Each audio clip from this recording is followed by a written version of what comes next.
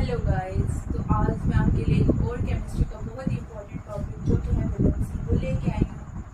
और केमिस्ट्री और वैलेंसी को समझने के लिए सबसे पहले इसकी सिंपल डेफिनेशन को देखते हैं। It is a combining power of atom और a molecule to form a compound. यानी बेसिकली जो वैलेंसी होती है वो किसी भी एटम और अ मॉलिक्यूल की कंबाइनिंग कैपेसिटी होती है कि वो किसी भी अदर एटम और अ मॉलिक्यूल के साथ कंबाइन होके कंपाउंड्स बना सके।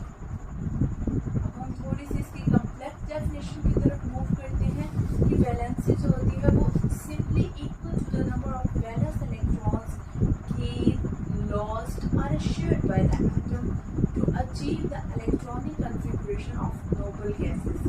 कि जो वैलेंसी होती है वो सिंपली किसी भी एटम के आउटर मोस्ट या उसकी वैलेंस शेल्स में कितने इलेक्ट्रॉन्स हैं, आइदर वो उनको गेन करें, लूज करें या शेयर करें दूसरे एटम के साथ, ताकि वो हासिल कर सके इलेक्ट्रॉनिक कन्फिग्रेशन नोबल गैसेस की तरह। यहाँ पे अब ये क्वेश्चन अराइज होता है कि जितने भी एटम्स हैं वो ये क्यों ट्राई करते हैं कि उनकी इलेक्ट्रॉनिक कन्फिग्रेशन भी नोबल गैसेस की तरह हो जाए।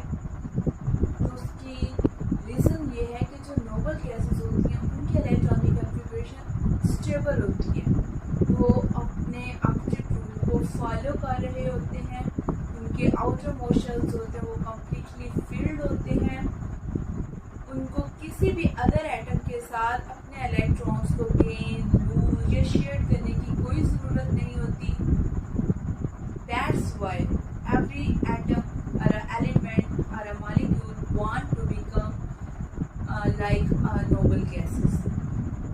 अब एक छोटा सा रूल है वैलेंसी का कि अगर हम वैलेंसी को फाइंड आउट करना चाहते हैं तो उसके लिए हमें हमेशा किसी भी एटम और एलिमेंट को किस तरह से जज करेंगे कि आइदर इस एटम को गेन करने की किसी भी एटम के इलेक्ट्रॉन्स को गेन करने की ज़रूरत है, लूज करने की ज़रूरत है या शेयर करने की ज़रूरत है।